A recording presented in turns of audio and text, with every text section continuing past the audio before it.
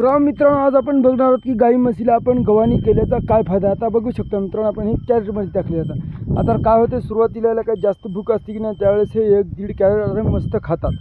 नंतर ज्यावेळेस याचं पोट भरते की नाही त्यावेळेस याला शिंगाने असं हलून हलून याच्यातला चारा खाली टाकतात व शेणावर पाय देऊन नंतर त्या चाऱ्यावर पाय देतात आणि तो चारा आपला वायाला जातो. त्याऐवजी जर आपल्या गव्हाणी असल्या जे टोंगळ्या इतक्या म्हणजे त्यांना खायला व्यवस्थित आपण मापाच्या केल्या तर त्याच्यात त्यांचा पायसुद्धा जाणार नाही आणि त्याच्यातील चारा खालीसुद्धा येणार नाही मित्रांनो. तर त्याच्यामुळे काय होईल की चारा तसा तिथे शिल्लक राहील आणि आपण त्यांना ते चारा काढून नंतर दुसऱ्या वासरालासुद्धा टाकू शकतो किंवा ते चारा खावस तर आपण त्यांना दुसरा चारा टाकू शकणार नाही.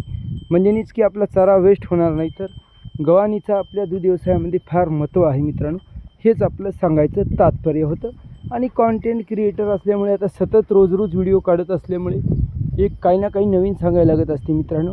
आपले जवळपास 5,000च्या जवळजवळ 1000 व्हिडिओ झालेले आहेत. तर रोज रोज आता नवीनच व्हिडिओ द्यायला लागते. जुना व्हिडिओ जमत नसतो. लाईक सबस्क्राईब धन्यवाद.